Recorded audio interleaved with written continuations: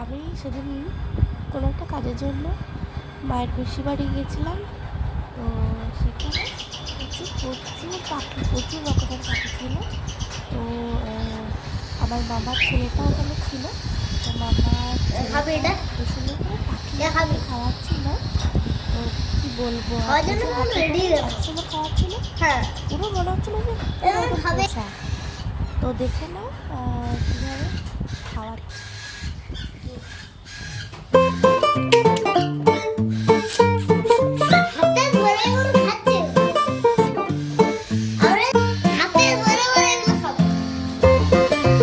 বাদরের মতো